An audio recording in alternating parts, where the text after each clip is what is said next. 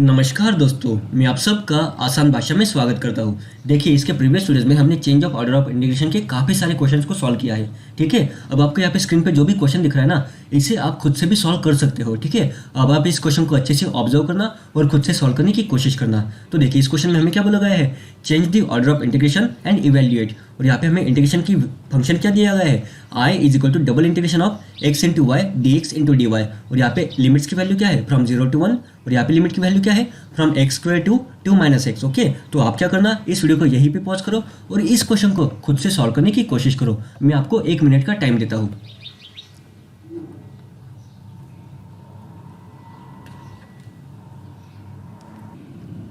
Okay, तो देखिए, हम सबसे पहले ये समझ के लेने की कोशिश करते हैं कि हमें यहाँ पे गिवन क्वेश्चन में क्या पूछा गया है।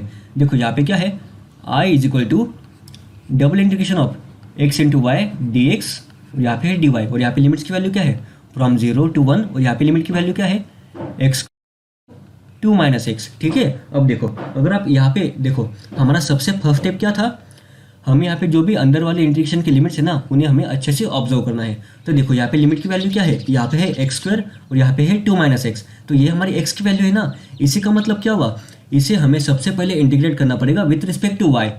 इसे हमें सबसे पहले इंटीग्रेट करना पड़ेगा with respect to y. Okay, तो यहाँ पे हमें डी एक्स डी वाई लिखा है ना, तो इससे आप कंफ्यूज मत होना।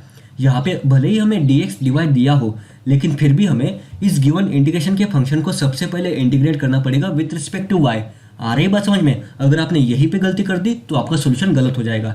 ठीक है, तो देखो, अभी हमारा फंक्शन कुछ इस प्रकार बन जाएगा, एक्स वाई, यहाँ पे हमें आ जाएगा सबसे पहले डी वाई आएगा और सबसे बाद यहाँ पे डी एक्स आ जाएगा। ओके, और यहाँ पे हमारे लिमिट्स जैसे कि वैसे ही रहेंगे, एक्स स्क्वायर और यहाँ पे 2 - x। ठीक है, अब देखो, एक्चुअल में हमारा गिवन क्वेश्चन कुछ इस प्रकार का है। ठीक है, क्योंकि देखो, यहाँ पे हमारे अंदर वाले जो भी लिमिट्स है ना, वो क्या थे, एक्स स्क्वायर, और यहाँ पे लिमिट की वैल्यू क्या है, 2 - x। ये हमारे एक्स के फंक्शन है। इसी का मतलब क्या हुआ, इसे हमें सबसे पहले इंटीग्रेट करना पड़ेगा विथ रिस्पेक्ट टू वाई। आ रही बात समझ में? तो आप इस चीज़ को एकदम अच्छे से समझ के लो। अगर आप यहीं पे गलती करते हो तो आपका पूरा सॉल्यूशन गलत हो जाएगा। ओके, तो देखो, ये हमारा गिवन क्वेश्चन है और इसी क्वेश्चन में अब हमें क्या करना है, change the order of integration करना है। ठीक है, अब देखो, हमें यहाँ पे change the order of integration करना है और बाद में इसका इवेल्युएट करना है। तो देखो, अगर आप इसका change of order of integration ना करो, ठीक है, अगर आप इसे सिर्फ ऐसे ही सॉल्व कर दो तो भी आपका आंसर सेम ही आएगा। ठीक है ना, तो अगर आप चाहे इस वे से भी सॉल्व करो तो आपका आंसर आएगा 3/8। तो आपका आंसर आएगा 3/8। ठीक है, लेकिन देखो, हम यहाँ पे कॉन्सेप्ट को समझ के लेना है ना, इसलिए हम क्या करेंगे, हम सबसे पहले इसका change of order of integration करेंगे और बाद में देखेंगे कि उस वे से भी अगर हम सॉल्व करें तो क्या हमारा सोल्यूशन 3/8 ही आएगा। ठीक है, उस चीज़ को हम क्रॉस वेरीफाई करेंगे, उस चीज़ को हम क्रॉस चेक करेंगे। ठीक है, तो देखो, एक्चुअल में हमारा क्वेश्चन अब कुछ इस प्रकार का बन चुका है। यहाँ पे क्या है, हमारा फंक्शन एक्स वाई, हमारे यहाँ पे जो भी फंक्शन है वो एज इट इज़ रहेगा। ठीक है, यहाँ पे फंक्शन क्या था, एक्स इंटू वाई, वो हमारा एज इट इज़ रहेगा। लेकिन देखो, यहाँ पे हमें इस फंक्शन को सबसे पहले इंटीग्रेट करना था डी वाई और बाद में डी एक्स। लेकिन अगर हम यहाँ पे change of order of integration करें तो हमें इस फंक्शन को सॉल्व करना है सबसे पहले विथ रिस्पेक्ट टू एक्स। तो हम यहाँ पे लिख देंगे डी एक्स और यहाँ पे लिख देंगे डी वाई। अब देखो, हमने यहाँ पे change of order of integration कर दिया है। इसी का मतलब क्या हुआ, यहाँ पे हमारी जो भी लिमिट की वैल्यू होगी ना, वो भी चेंज हो जाएगी। हमारे यहाँ पे जो भी लिमिट्स की वैल्यू होगी वो भी चेंज हो जाएगी, क्योंकि हमने यहाँ पे change of order of integration किया है। ठीक है, ये सारे बेसिक्स तो आपको एकदम अच्छे से पता है। ठीक है ना, अब हम क्या करते हैं, हम इसे जल्दी से रब कर देते हैं और इसके आगे के कॉन्सेप्ट आपको समझाते हैं। ठीक है ना,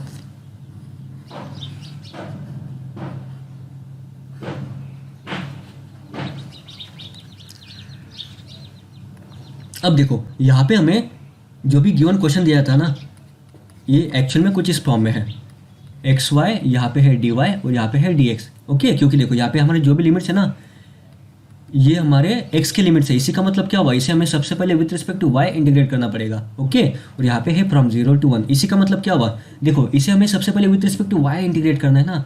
इसका मतलब यह हुआ कि ये लिमिट की जो भी वैल्यू है वो वाई की ही वैल्यू है। मतलब ही क्या, यहाँ पे आ जाएगा y is equal to x square और यहाँ पे आ जाएगा y is equal to 2 - x। Okay, और देखो, यहाँ पे डी एक्स है ना, इसी का मतलब क्या हुआ, ये जो भी लिमिट्स है ये x की वैल्यू है। मतलब ही क्या, x is equal to 0 and x is equal to 1। ठीक है, यहाँ तक तो आपको सारे बेसिक्स एकदम अच्छे से समझ में आ चुके होंगे। अब हमें देखो, हमें यहाँ पे जो भी 4 इक्वेशंस मिले ना, इन्हें अब हम ग्राफिकल फॉर्म में प्लॉट करने की कोशिश करते हैं। देखो, यहाँ पे क्या है, सबसे पहले y is equal to x square, तो हमें पता है y is equal to x square का ग्राफ कुछ इस प्रकार दिखता है, लेकिन ये ओरिजिन से पास होता है ना, तो ये हमारा कुछ इस प्रकार आ जाएगा y is equal to x square. इसके बाद क्या है, देखो यहाँ पे क्या है, x is equal to zero. x is equal to zero का ही मतलब क्या,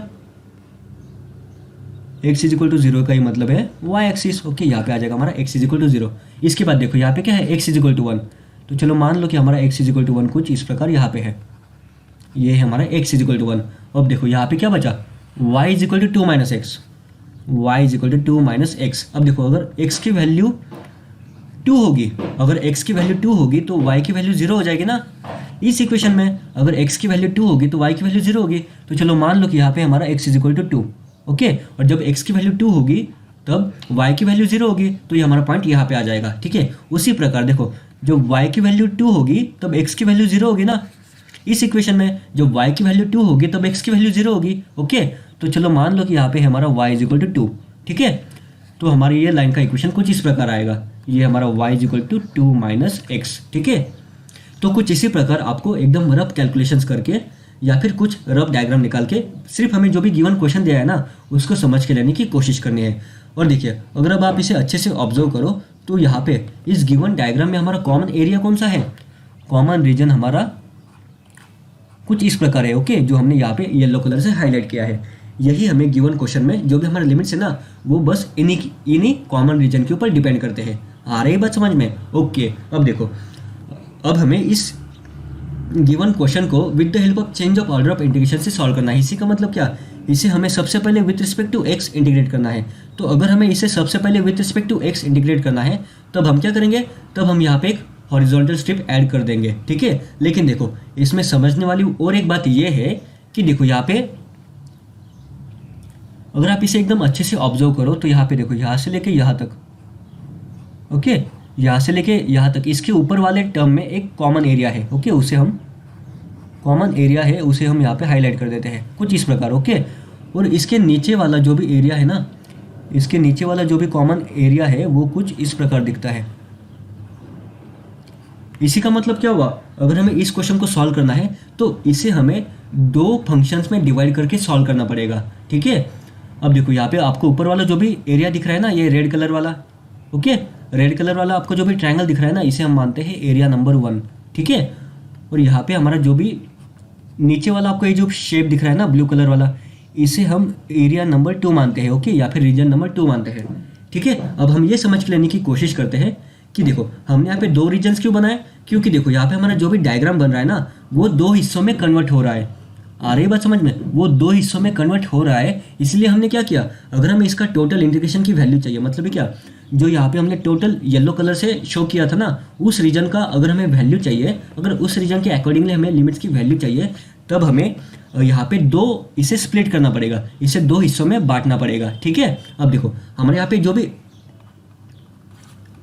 फर्स्ट वाला रीजन है जो कि हमारा रेड कलर से हमने हाईलाइट किया है या फिर रेड कलर से हमने उसका बॉर्डर बना दिया है, अगर आपको इसका लिमिट्स की वैल्यू निकालनी है तब आपको सबसे पहले क्या करना पड़ेगा, देखो हमें इस फंक्शन को सॉल्व करना है सबसे पहले विथ रिस्पेक्ट टू एक्स, तो हम क्या करेंगे, हम यहाँ पे एक हॉरिजॉन्टल स्ट्रिप ऐड कर देंगे। ठीक है, अब देखो अब आप इस चीज़ को एकदम अच्छे से समझ के लेने की कोशिश करना।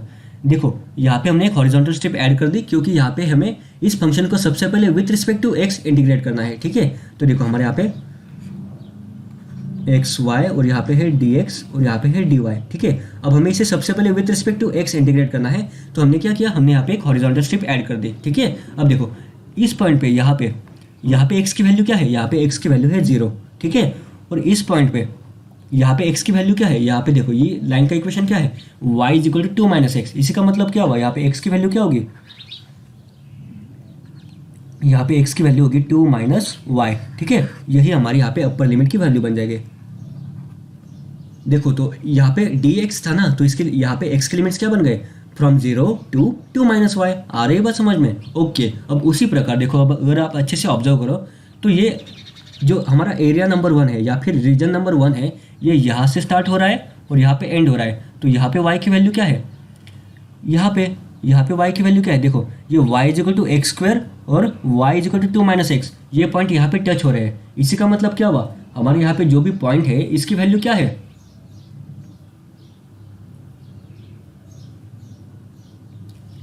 इसकी वैल्यू आ जाएगी 1, ठीक है। देखो y is equal to x square,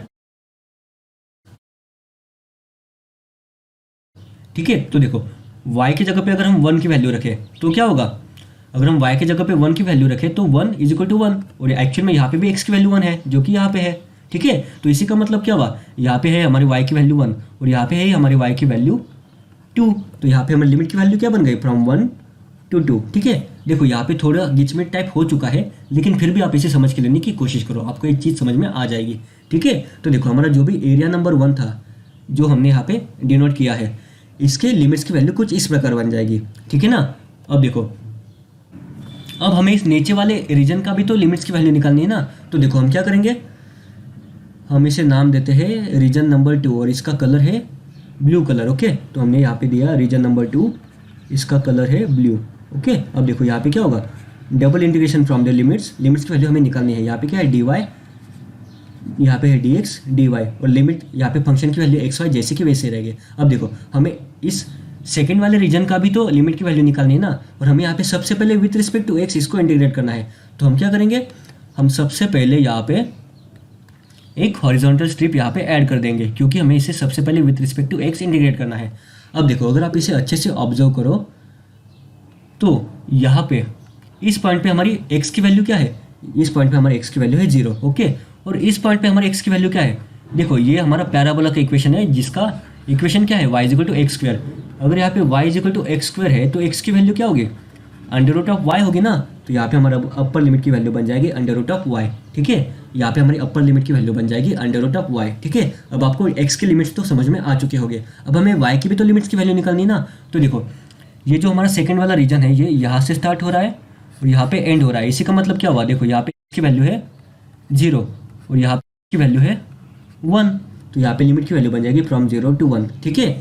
आ रही है बात समझ में। देखो ये डायग्राम काफ़ी गिचमेट बन चुका है, लेकिन आई होप आपको ये समझ में आ रहा होगा, ठीक है। आप इसे अच्छे से ड्रॉ करना और बाद में इसे अच्छे से ऑब्जर्व करके समझ के लेना कि किस प्रकार हमने यहाँ पे लिमिट्स की वैल्यू निकाली है, ठीक है। अब देखो यहाँ पे हमारे 2 रीजन थे, रीजन नंबर 1 और रीजन नंबर 2, लेकिन अगर हमें इस टोटल येलो कलर वाले पोर्शन का हमें यहाँ पे इंटीग्रेशन की वैल्यू निकालनी थी ना, तो हम क्या करेंगे, तो यहाँ पे हमारा आई बन जाएगा रीजन नंबर 1 प्लस रीजन नंबर 2, ठीक है। मतलब ही क्या, देखो रीजन नंबर 1 हमारा कुछ इस प्रकार है ना, और रीजन नंबर 2 हमारा कुछ इस प्रकार है।